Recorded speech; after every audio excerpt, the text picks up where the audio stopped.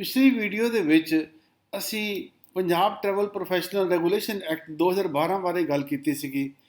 ਅੱਜ ਉਹਦੇ ਬਾਰੇ ਕੁਝ MCQs ਉਹਨਾਂ ਨੂੰ ਡਿਸਕਸ ਕਰਦੇ ਹਾਂ ਔਰ ਉਹਦੇ ਨਾਲ ਨਾਲ ਹੀ ਅਸੀਂ ਕੁਝ ਰੂਲਸ ਜਿਹੜੇ ਕਿ ਇੰਪੋਰਟੈਂਟ ਨੇ ਇਸ ਐਗਜ਼ਾਮ ਦੇ 'ਚ, ਉਹਨਾਂ ਬਾਰੇ ਕੁਐਸਚਨ ਵੀ ਆ ਸਕਦਾ ਹੈ, ਉਹਨਾਂ ਬਾਰੇ ਵੀ ਆਪਾਂ ਕੁਝ ਚਰਚਾ ਕਰਦੇ ਹਾਂ।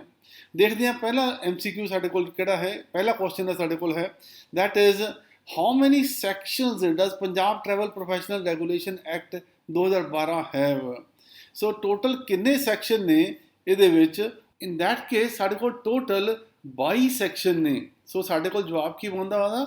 22 ਸੈਕਸ਼ਨ ਸਾਡੇ ਕੋਲ ਉਹਦਾ ਜਵਾਬ ਬਣਦਾ ਹੈ। ਸਾਡੇ ਕੋਲ ਨੈਕਸਟ ਕੁਐਸਚਨ ਆ ਜਾਂਦਾ that is cheating as defined under Punjab Travel Professional Regulation Act has the same meaning as। ਨਾਓ ਇਹਦਾ ਕੀ ਮਤਲਬ ਹੈ ਚੀਟਿੰਗ ਦਾ? ਇਹਦਾ ਸੇਮ ਹੀ ਮਤਲਬ ਹੈ ਜਿਹੜਾ ਕਿ 415 ਸੈਕਸ਼ਨ IPC ਦੇ ਵਿੱਚ ਡਿਫਾਈਨ ਕੀਤੀ ਹੈ ਚੀਟਿੰਗ, ਸੇਮ ਮੀਨਿੰਗ ਇਹਦੇ ਵਿੱਚ ਵੀ ਮੰਨਿਆ ਜਾਏਗਾ। ਨੈਕਸਟ ਕੁਐਸਚਨ ਜਿਹੜਾ ਹੈਗਾ, which one of the authorities fall under the meaning of competent authority under the act. ਇਸ ਐਕਟ ਦੇ ਵਿੱਚ ਡਿਫਾਈਨ ਕੀਤਾ ਗਿਆ ਕਿ ਕੰਪੀਟੈਂਟ ਅਥਾਰਟੀ ਕਿਹਨੂੰ ਡਿਸਾਈਡ ਕੀਤਾ ਗਿਆ। ਸੋ ਆਪਸ਼ਨ ਨੇ ਸਾਡੇ ਕੋਲ officer appointed ਬਾय the central authority, by notification, officer appointed by the state government, officer appointed by the municipal corporation, ਜਾਂ both A and B। ਸੋ ਇਹਦੇ ਵਿੱਚ ਕਿਉਂਕਿ ਸਟੇਟ ਲੈਵਲ ਦਾ ਐਕਟ ਹੈ ਤਾਂ ਸਾਡਾ ਆਪਸ਼ਨ ਆਨਸਰ ਕੀ ਹੋਏਗਾ? ਸਾਡਾ B ਆਪਸ਼ਨ ਆਨਸਰ ਹੋਏਗਾ, officer appointed by the state government by notification। ਸੋ ਅਸੀਂ ਇੱਥੇ ਇਹ ਵੀ ਚੀਜ਼ ਦੇਖ ਲਈਏ ਨਾਲ ਦੀ ਨਾਲ ਕਿ ਇਹ ਡਿਫਾਈਨ ਕੀਤਾ ਗਿਆ ਹੈ under section 2B of this act. And ਇਸ ਦੇ ਵਿੱਚ ਜਿਹੜੀ ਕੰਪੀਟੈਂਟ ਅਥਾਰਟੀ ਅਪਾਇੰਟ ਕੀਤੀ ਗਈ ਹੈ ਦੈਟ ਇਜ਼ ਡਿਪਟੀ ਕਮਿਸ਼ਨਰ। ਹਰ ਇੱਕ ਜ਼ਿਲ੍ਹੇ ਦਾ ਡਿਪਟੀ ਕਮਿਸ਼ਨਰ ਜਿਹੜਾ ਹੈ that is the competent authority under this particular act. ਇਹ ਵੀ ਸਾਨੂੰ ਪਤਾ ਹੋਣਾ ਚਾਹੀਦਾ। ਨੈਕਸਟ ਅਸੀਂ ਦੇਖਦੇ ਹਾਂ which section talks of regulation of profession of travel agents. ਕਿਹੜੇ ਸੈਕਸ਼ਨ ਦੇ ਅੰਡਰ ਇਹਨਾਂ ਦਾ ਜਿਹੜਾ ਪ੍ਰੋਫੈਸ਼ਨ ਹੈ ਉਹਨੂੰ ਰੈਗੂਲੇਟ ਕੀਤਾ ਜਾਂਦਾ ਹੈ? ਸੋ ਦੈਟ ਇਜ਼ ਸੈਕਸ਼ਨ ਕਿਹੜਾ ਹੈ ਸਾਡੇ ਕੋਲ? ਉਹ ਸੈਕਸ਼ਨ 3 ਹੈ, ਜਿਹਦੇ ਵਿੱਚ ਕਿ ਟਰੈਵਲ ਏਜੰਟਸ ਦੀ ਐਕਟੀਵਿਟੀਜ਼ ਨੂੰ ਰੈਗੂਲੇਟ ਕੀਤਾ ਜਾਂਦਾ ਹੈ। ਔਰ ਆਪਾਂ ਨੇ ਪਹਿਲਾਂ ਵੀ ਗੱਲ ਕੀਤੀ ਸੀਗੀ ਇਹ ਕਿ ਇਸ ਨੂੰ ਰੈਗੂਲੇਟ ਕਰਨ ਦੀ ਜ਼ਰੂਰਤ ਕਿਉਂ ਪਈ ਸੀਗੀ। ਰੈਗੂਲੇਟ ਤਾਂ ਕੀਤਾ ਗਿਆ ਕਿਉਂਕਿ ਬਹੁਤ ਸਾਰੇ ਚੀਟਿੰਗ ਦੇ ਕੇਸਿਸ ਸਾਹਮਣੇ ਆ ਰਹੇ ਸੀਗੇ। ਉਸ ਚੀਟਿੰਗ ਨੂੰ ਰੋਕਣ ਵਾਸਤੇ ਟਰੈਵਲ ਏਜੰਟਸ ਦੇ ਉੱਤੇ ਇਹ ਨਕੇਲ ਕਸੀ ਗਈ, ਜਾਂ ਅਸੀਂ ਕਹੀਏ ਕਿ ਕਾਨੂੰਨ ਬਣਾਇਆ ਗਿਆ। ਸੈਕਸ਼ਨ 3 ਜਿਹੜਾ ਹੈਗਾ ਉਹ ਰਿਸਟ੍ਰਿਕਸ਼ਨ ਲਗਾਉਂਦਾ ਹੈ ਕਿ ਕੋਈ ਵੀ ਬੰਦਾ ਟਰੈਵਲ ਏਜੰਸੀ ਦਾ ਕੰਮ ਨਹੀਂ ਕਰ ਸਕਦਾ ਜਦ ਤੱਕ ਉਹਦੇ ਕੋਲ ਲਾਇਸੈਂਸ ਨਾ ਹੋਵੇ। once a license is given to a person who had applied for the same, ਇਹ ਕਿੰਨੇ ਸਾਲ ਵਾਸਤੇ ਜਿਹੜਾ ਲਾਇਸੈਂਸ ਹੈ ਕਿਸੇ ਨੂੰ ਮਿਲੇਗਾ ਤਾਂ ਵੈਲਿਡ ਹੋਏਗਾ। ਸੋ ਇਹਦੀ ਮਿਆਦ ਜਿਹੜੀ ਹੈ ਦੈਟ ਇਜ਼ 5 years ਹੈ। ਔਰ ਤੁਹਾਨੂੰ ਇਹ ਵੀ ਪਤਾ ਹੋਣਾ ਚਾਹੀਦਾ ਕਿ ਸੈਕਸ਼ਨ 4 ਉਹ ਕਹਿੰਦਾ ਹੈ ਕਿ ਜਿਹੜੀ ਇਹਦੀ ਮਿਆਦ ਹੈਗੀ ਆ ਉਹ 5 ਸਾਲ ਹੋਏਗੀ। ਔਰ ਜਿਹੜਾ ਲਾਇਸੈਂਸ ਦਿੱਤਾ ਜਾਂਦਾ ਹੈ that is given under section 4(2). Section 4(1) ਕੀ ਕਹਿੰਦਾ ਹੈ? ਸੈਕਸ਼ਨ 4(1) ਕਹਿੰਦਾ ਕਿ ਜਿਹੜਾ ਵੀ ਕੋਈ ਬੰਦਾ ਲਾਇਸੈਂਸ ਲੈਣਾ ਚਾਹੁੰਦਾ ਉਹ ਪ੍ਰਸਕ੍ਰਾਈਬਡ ਫਾਰਮੈਟ ਦੇ ਵਿੱਚ ਅਪਲਾਈ ਕਰੇਗਾ। 4(2) ਕੀ ਕਹਿੰਦਾ ਕਿ ਉਹਨੂੰ ਲਾਇਸੈਂਸ ਇਸ਼ੂ ਕੀਤਾ ਜਾਏਗਾ। ਔਰ ਉਸ ਤੋਂ ਬਾਅਦ ਇੱਕ ਕੰਡੀਸ਼ਨ ਹੋਰ ਆ ਜਾਂਦੀ ਹੈ ਕਿ ਦੈਟ ਇਜ਼ ਸੈਕਸ਼ਨ 4(3) ਦੇ ਮੁਤਾਬਿਕ ਪੁਲਿਸ ਵੈਰੀਫਿਕੇਸ਼ਨ ਤੋਂ ਬਾਅਦ ਹੀ ਲਾਇਸੈਂਸ ਇਸ਼ੂ ਕੀਤਾ ਜਾਏਗਾ। ਸੋ ਦੈਟ ਮੀਨਸ ਹਰ ਇੱਕ ਕੇਸ ਦੇ ਵਿੱਚ ਪੁਲਿਸ ਵੈਰੀਫਿਕੇਸ਼ਨ ਹੋਣੀ ਬਹੁਤ ਜ਼ਰੂਰੀ ਹੈ। ਪੁਲਿਸ ਵੈਰੀਫਿਕੇਸ਼ਨ ਤੋਂ ਬਾਅਦ ਹੀ ਇਹ ਲਾਇਸੈਂਸ ਦਿੱਤਾ ਜਾਏਗਾ ਔਰ 5 ਸਾਲ ਵਾਸਤੇ ਇਹ ਲਾਇਸੈਂਸ ਦਿੱਤਾ ਜਾਂਦਾ ਹੈ। 5 ਸਾਲ ਬਾਅਦ ਦੁਬਾਰਾ ਇਹਨੂੰ ਰੀਨਿਊ ਕਰਾਉਣਾ ਪਏ। ਟਰੈਵਲ ਏਜੰਟ ਜਿਹੜਾ ਸੀਗਾ ਤੁਹਾਨੂੰ ਇਹ ਵੀ ਪਤਾ ਹੋਣਾ ਚਾਹੀਦਾ। ਅਸੀਂ ਪਹਿਲਾਂ ਵੀ ਗੱਲ ਕੀਤੀ ਸੀ ਲਾਸਟ PPT ਦੇ ਵਿੱਚ, ਲਾਸਟ ਵੀਡੀਓ ਦੇ ਵਿੱਚ।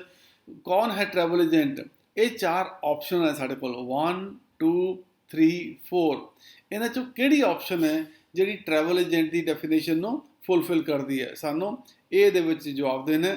ਔਰ ਇਹਦੇ 'ਚ ਅਸੀਂ ਦੇਖਦੇ ਹਾਂ ਕਿ 3rd ਹੈ ਇਹ, a person doing profession which involves arranging, managing, conducting affairs relating to sending person abroad or which arises out of affairs of a person sent to a foreign country। ਇਹਦਾ ਮਤਲਬ ਕੀ ਹੋਇਆ? ਕਿਸੇ ਬੰਦਿਆਂ ਨੂੰ ਬਾਹਰ ਉਹਨਾਂ ਵਾਸਤੇ ਭੇਜਣ ਵਾਸਤੇ ਅਰੇਂਜ ਕਰਨਾ, ਮੈਨੇਜ ਕਰਨਾ, ਅਫੇਅਰ ਕੰਡਕਟ ਕਰਨਾ, ਜਾਂ ਉਹ ਕਿਸੇ ਨੂੰ ਬਾਹਰ ਭੇਜਣ ਵਾਸਤੇ ਕੋਈ ਕੰਮ ਕੀਤਾ ਹੋਵੇ ਉਹਦੇ ਵਿੱਚੋਂ ਕੋਈ ਇਸ਼ੂ ਨਿਕਲ ਆਵੇ, ਐਸੇ ਬੰਦੇ ਨੂੰ ਜਿਹੜਾ ਸੀਗਾ ਅਸੀਂ ਕੀ ਕਹਾਂਗੇ? ਟਰੈਵਲ ਏਜੰਟ ਕਹਾਂਗੇ। and it is defined under section 2M of this act। ਨਾ ਸਾਨੂੰ ਇੱਥੇ ਫਰਕ ਦੇਖਣੇ ਪੈਣੇ ਨੇ। ਇੱਥੇ ਕੀ ਹੈ, which arise out of the affairs of person sent to a foreign country as well as interstate, ਕਿਉਂਕਿ ਇੰਟਰਸਟੇਟ ਵਾਲਾ ਜਿਹੜਾ ਸੀਗਾ ਉਹ ਟਰੈਵਲ ਏਜੰਟ ਨਹੀਂ ਹੋਏਗਾ, ਇਸ ਕਰਕੇ ਇਹ ਆਪਸ਼ਨ ਗਲਤ ਮੰਨੀ ਜਾਏਗੀ। ਇੱਥੇ ਵੀ ਬਾਕੀ ਚੀਜ਼ਾਂ ਸੇਮ ਹੈਗੀਆਂ ਨੇ, ਠੀਕ ਹੈ ਜੀ। ਇੱਥੇ ਵਰਡ ਕੀ ਯੂਜ਼ ਕੀਤਾ ਗਿਆ, ਯੂਰਪੀਅਨ ਯੂਨੀਅਨ ਯੂਜ਼ ਕੀਤਾ ਗਿਆ। ਸੋ ਯੂਰਪੀਅਨ ਯੂਨੀਅਨ ਵਾਲਾ ਜਿਹੜਾ ਉਹ ਇਹਦਾ ਮਤਲਬ ਕਿ ਯੂਰਪੀਅਨ ਯੂਨੀਅਨ ਤੋਂ ਬਾਹਰ ਕਿਤੇ ਭੇਜਿਆ ਹੋਵੇ ਉਹ ਟਰੈਵਲ ਏਜੰਟ ਨਹੀਂ ਹੋਏਗਾ। ਸੋ ਉਹ ਚੀਜ਼ ਗਲਤ ਹੈਗੀ ਹੈ, ਇਸ ਕਰਕੇ ਇਹ ਆਪਸ਼ਨ ਵੀ ਸਾਡਾ ਗਲਤ ਹੈ। ਇਹਦੇ 'ਚ ਕੀ ਕਹਿੰਦਾ ਸਾਡੇ ਕੋਲ ਕਿ ਉਹਦੇ ਅਫੇਅਰਸ ਨੂੰ ਅਰੇਂਜ ਕੀਤਾ ਹੈ, ਮੈਨੇਜ ਕੀਤਾ ਹੈ ਜਾਂ ਕੰਡਕਟ ਕੀਤਾ ਹੈ ਔਰ ਕਿਤੇ ਵੀ ਬਾਹਰ ਭੇਜਿਆ ਹੈ, ਤਾਂ ਦੈਟ ਮੀਨਸ ਉਹ ਬੰਦਾ ਟਰੈਵਲ ਏਜੰਟ ਕਹੇਗਾ। So that means C option is the right answer. A person who desires to undertake profession of a travel agent or who is already in the same profession on the commencement of the act shall make an application to, ਜਦੋਂ ਵੀ ਕਿਸੇ ਨੇ ਕੋਈ apply ਕਰਨਾ ਹੈ ਜਾਂ ਜਿਹੜਾ ਬੰਦਾ already travel agent ਦਾ ਕੰਮ ਕਰ ਰਿਹਾ ਹੈ ਤਾਂ ਉਹਨੂੰ ਕਿਹਨੂੰ ਐਪਲੀਕੇਸ਼ਨ ਸਬਮਿਟ ਕਰੇਗਾ, ਉਹ ਸਬ ਰਜਿਸਟਰਾਰ ਆਫ ਫਰਮਸ ਨੂੰ ਕਰੇਗਾ, ਕੰਪੀਟੈਂਟ ਅਥਾਰਟੀ ਨੂੰ ਕਰੇਗਾ, competent authority notified by the state ਕਰੇਗਾ ਜਾਂ ਇੰਡੀਅਨ ਐਮਬੈਸੀ ਨੂੰ ਕਰੇਗਾ ਉਹ। ਸੋ ਡੈਫੀਨੇਟਲੀ ਤੁਹਾਡਾ ਆਨਸਰ ਕੀ ਹੋਏਗਾ, ਕਿਉਂਕਿ ਇਹ ਸਟੇਟ ਦਾ ਕਾਨੂੰਨ ਹੈ। ਸੋ ਦੈਟ ਮੀਨਸ ਜਿਹੜੀ ਆਪਸ਼ਨ C ਹੈ ਸਾਡੀ, ਉਹ ਸਾਡਾ ਜਵਾਬ ਹੋਏਗਾ। ਉਹ ਜਵਾਬ ਕੀ ਸਾਡਾ, ਕੰਪੀਟੈਂਟ ਅਥਾਰਟੀ ਨੋਟੀਫਾਈਡ ਬਾਈ ਦਾ ਸਟੇਟ ਗਵਰਨਮੈਂਟ।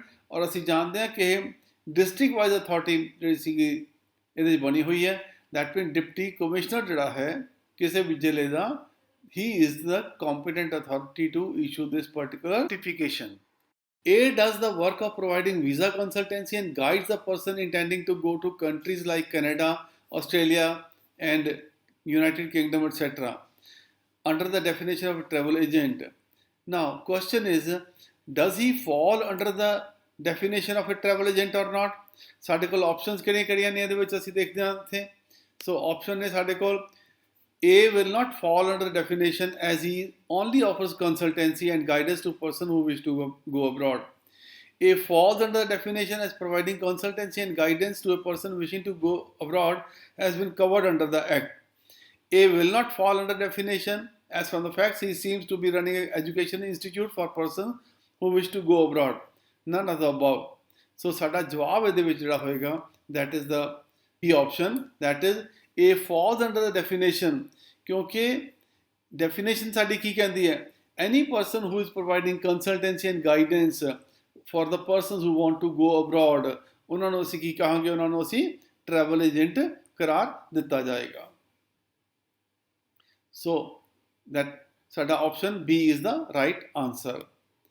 9th question ਸਾਡੇ ਕੋਲ ਕੀ ਹੈ, if an application for grant of license is rejected by the competent authority and the applicant is aggrieved with the order of rejection, before which authority shall the appeal against the order be filed? Once again, ਜੇ ਕਿਸੇ ਨੂੰ licence ਨਹੀਂ ਮਿਲਦਾ ਤਾਂ ਉਹ appeal ਕਿੱਥੇ file ਕਰੇਗਾ, ਜਾਂ ਉਹਨੂੰ ਅਪੀਲ ਕਰਨ ਦਾ ਹੱਕ ਹੀ ਨਹੀਂ। ਅਸੀਂ ਦੇਖਿਆ ਇਹਦੇ ਵਿੱਚ ਕਿ ਕਿਸੇ ਵੀ ਬੰਦੇ ਨੂੰ ਜੇ ਲਾਇਸੈਂਸ ਇਸ਼ੂ ਨਾ ਹੋਵੇ ਤਾਂ ਉਹਨੂੰ ਅਪੀਲ ਕਰਨ ਦਾ ਹੱਕ ਹੈ। ਅਪੀਲ ਕਰਨ ਦਾ ਜਿਹੜਾ ਹੱਕ ਉਹਨੂੰ ਮਿਲਦਾ ਹੈ, that is given under section 4(3). ਉਹ ਸੈਕਸ਼ਨ 4(2) ਦੇ ਵਿੱਚ ਕਿਸੇ ਬੰਦੇ ਨੂੰ ਜਿਹਦੀ ਕਿ ਐਪਲੀਕੇਸ਼ਨ ਰਿਜੈਕਟ ਹੋ ਜਾਏ ਉਹਨੂੰ ਅਪੀਲ ਕਰਨ ਦਾ ਰਾਈਟ ਮਿਲ ਜਾਂਦਾ ਹੈ। ਸੋ ਅਪੀਲ ਕਿਹਨੂੰ ਕਰੇਗਾ, ਉਹ ਹੋਮ ਸੈਕਟਰੀ ਨੂੰ ਕਰੇਗਾ, ਪ੍ਰਿੰਸੀਪਲ ਸੈਕਟਰੀ ਨੂੰ ਕਰੇਗਾ, ਚੀਫ ਸੈਕਟਰੀ ਟੂ ਗਵਰਨਮੈਂਟ ਕਰੇਗਾ, principal secretary government of Punjab ਕਰੇਗਾ। ਸੋ ਇਸ ਕੇਸ ਦੇ ਵਿੱਚ ਸਾਡਾ ਆਨਸਰ ਕੀ ਬਣਦਾ ਹੈ, answer B is the principal secretary to the government of Punjab, Department of Home and Justice. इस particular cases Home Secretary Punjab नहीं, this is Principal Secretary Government of India भी नहीं, Chief Secretary to the Government of Punjab भी नहीं, Principal Secretary to the Government of Punjab, ਉਹਦੇ ਕੋਲ appeal file ਕੀਤੀ ਜਾ ਸਕਦੀ ਹੈ। ਔਰ ਇਹ ਸਾਡਾ ਹੱਕ ਸਾਨੂੰ ਜਿਹੜੇ ਰੂਲਸ ਨੇ ਉਹਨਾਂ ਵਿੱਚ ਲਿਖਿਆ ਹੋਇਆ ਕਿ ਅਪੀਲ ਕਿੱਥੇ ਫਾਈਲ ਕੀਤੀ ਜਾ ਸਕਦੀ ਹੈ। ਇਹਦੇ ਵਿੱਚ ਇਹ ਵੀ ਗੱਲ ਜ਼ਰੂਰੀ ਹੈ ਨੋਟ ਕਰਨੀ ਕਿ ਜੇ ਅਪੀਲ ਕਰਨੀ ਹੈ ਤਾਂ ਇੱਕ ਤਾਂ principal secretary to the government of Punjab ਉਹਨੂੰ ਅਪੀਲ ਕੀਤੀ ਜਾਏਗੀ, that is department of home and justice. 1000 ਰੁਪਏ ਦਾ ਡਰਾਫਟ ਵੀ ਨਾਲ ਲਗਾ ਕੇ ਭੇਜਣਾ ਪਏਗਾ, ਇਹ ਵੀ ਰੂਲਸ ਪ੍ਰੋਵਾਈਡ ਕਰਦੇ ਨੇ। What is the time period of the notice for surrendering license given to the competent authority? To be given to the competent authority. ਜੇ ਕਿਸੇ ਬੰਦੇ ਨੇ ਟਰੈਵਲ ਏਜੰਸੀ ਦਾ ਲਾਇਸੈਂਸ ਲਿੱਤਾ ਹੋਇਆ ਹੈ ਪਰ ਉਹ ਕੰਮ ਨਹੀਂ ਕਰਨਾ ਚਾਹੁੰਦਾ ਜਾਂ ਕੰਮ ਨਹੀਂ ਕਰ ਰਿਹਾ ਤਾਂ ਉਹ ਆਪਣਾ ਲਾਇਸੈਂਸ ਕਿੱਥੇ ਸਰੈਂਡਰ ਕਰੇਗਾ? ਔਰ ਕਿੰਨੇ ਟਾਈਮ ਪੀਰੀਅਡ ਦੇ ਵਿੱਚ ਕਰੇਗਾ। ਦੈਟ ਇਜ਼ ਇੰਪੋਰਟੈਂਟ ਕਿ ਕਿੰਨੇ ਟਾਈਮ ਪੀਰੀਅਡ ਦੇ ਵਿੱਚ ਆਪਣਾ ਲਾਇਸੈਂਸ ਉਹ ਸਬਮਿਟ ਕਰੇਗਾ। ਸੋ ਇਹਦੇ ਵਿੱਚ ਕੀ ਹੈਗਾ ਕਿ ਉਹਨੂੰ 2 ਮਹੀਨੇ ਦਾ ਨੋਟਿਸ ਦੇਣਾ ਪਏਗਾ। ਕਿਸੇ ਵੀ ਬੰਦੇ ਨੇ ਆਪਣਾ ਲਾਇਸੈਂਸ ਸਰੈਂਡਰ ਕਰਨਾ ਤਾਂ ਉਹਨੂੰ ਘੱਟੋ ਘੱਟ 2 ਮਹੀਨੇ ਦਾ ਨੋਟਿਸ ਜ਼ਰੂਰ ਦੇਣਾ ਪਏਗਾ, ਔਰ 2 ਮਹੀਨੇ ਤੋਂ ਬਾਅਦ ਜਿਹੜਾ ਸੀਗਾ ਉਹਦਾ ਲਾਇਸੈਂਸ ਜਿਹੜਾ ਸੀਗਾ ਉਹ ਮੰਨ ਲਿੱਤਾ ਜਾਵੇਗਾ ਕਿ ਉਹ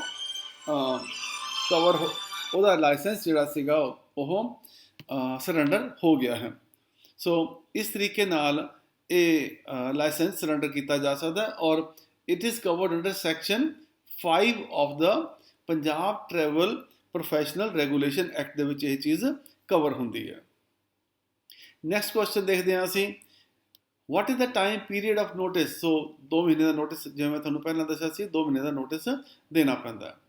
ਵਾਟ is the amount of fee to be deposited for enlistment as travel agent. ਕਿੰਨੀ ਫੀਸ ਜਮ੍ਹਾਂ ਕਰਾਉਣੀ ਪੈਂਦੀ ਹੈ ਜਦੋਂ ਕਿਸੇ ਨੇ ਟਰੈਵਲ ਏਜੰਟ ਦੇ ਵਾਸਤੇ ਅਪਲਾਈ ਕਰਨਾ ਹੈ।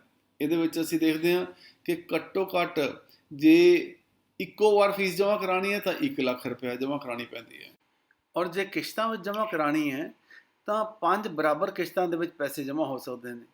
ਸਿਮਿਲਰਲੀ ਜਿਨ੍ਹਾਂ ਨੂੰ 5 ਸਾਲ ਤੋਂ ਘੱਟ ਹੋਏ ਨੇ ਉਹ 25,000 ਰੁਪਏ ਇੱਕ ਮੁਸ਼ਤ ਜਮ੍ਹਾਂ ਕਰਾ ਸਕਦੇ ਨੇ, ਜਾਂ ਉਹ 10,000 ਪਹਿਲਾਂ ਔਰ ਬਾਕੀ ਉਹ 4 ਕਿਸ਼ਤਾਂ ਦੇ ਵਿੱਚ ਪੈਸੇ ਜਮ੍ਹਾਂ ਕਰਾ ਸਕਦੇ ਨੇ।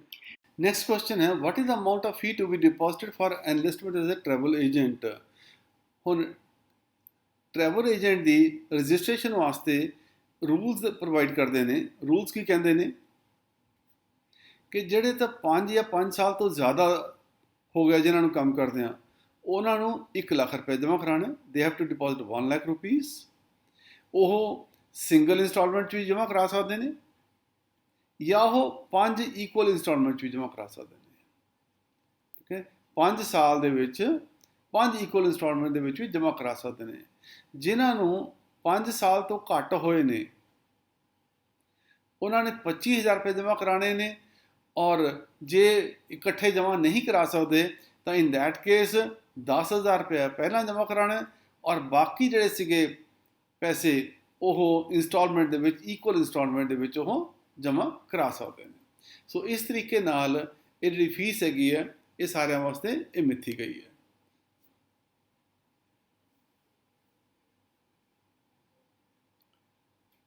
What is the amount of fee to be deposited for ticketing agent and as a travel agent? Now, travel agent ਵਾਸਤੇ 1 ਲੱਖ ਰੁਪਏ ਜਮ੍ਹਾਂ ਕਰਾਉਣਾ ਹੈ। ਠੀਕ ਹੈ ਜੀ, ਜਿਹੜੇ 5 ਸਾਲ ਤੋਂ ਜ਼ਿਆਦਾ ਹੋ ਗਏ ਨੇ, ਔਰ ਜਿਨ੍ਹਾਂ ਨੂੰ 5 ਸਾਲ ਤੋਂ ਘੱਟ ਹੋਏ ਨੇ ਉਹਨੇ 25,000 ਰੁਪਏ ਜਮ੍ਹਾਂ ਕਰਾਉਣੇ ਨੇ। ਟਿਕਟਿੰਗ ਏਜੰਸੀ ਵਾਸਤੇ ਉਹਦੇ ਵਾਸਤੇ 25,000 ਰੁਪਏ ਜਿਹੜੇ ਐਕਸਟਰਾ ਹੋਰ ਜਮ੍ਹਾਂ ਕਰਵਾਉਣੇ ਪੈਣਗੇ। ਦੈਟ ਇਜ਼ ਕਿ ਟਰੈਵਲ ਏਜੰਸੀ ਤੋਂ ਇਲਾਵਾ ਟਰੈਵਲ ਏਜੰਟ ਤੋਂ ਇਲਾਵਾ ਟਰੈਵਲ ਏਜੰਸੀ ਵਾਸਤੇ ਜਿਹੜਾ ਸੀਗਾ 25,000 ਰੁਪਏ ਹੋਰ ਜਮ੍ਹਾਂ ਕਰਾਉਣੇ ਪੈਣਗੇ।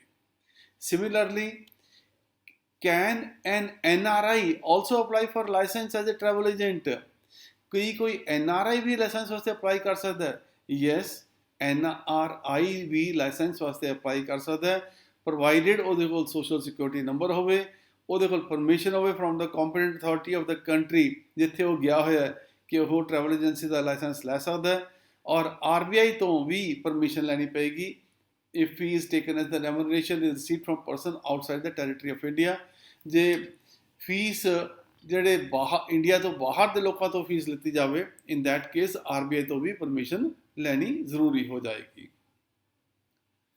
Can licence be issued without police verification. ਇਹ ਆਪਾਂ ਨੇ ਪਹਿਲਾਂ ਹੀ ਗੱਲ ਕੀਤੀ ਸੀ ਕਿ ਕੋਈ ਵੀ ਲਾਇਸੈਂਸ ਹੈਗਾ ਉਹ ਪੁਲਿਸ ਵੈਰੀਫਿਕੇਸ਼ਨ ਤੋਂ ਬਿਨਾਂ ਇਸ਼ੂ ਨਹੀਂ ਹੋ ਸਕਦਾ, ਔਰ ਸੈਕਸ਼ਨ 4(3) ਕਹਿੰਦਾ ਹੈ ਕਿ ਵੈਰੀਫਿਕੇਸ਼ਨ ਜਿਹੜੀ ਹੋਣ ਤੋਂ ਬਾਅਦ ਹੀ ਲਾਇਸੈਂਸ ਇਸ਼ੂ ਕੀਤਾ ਜਾਏਗਾ।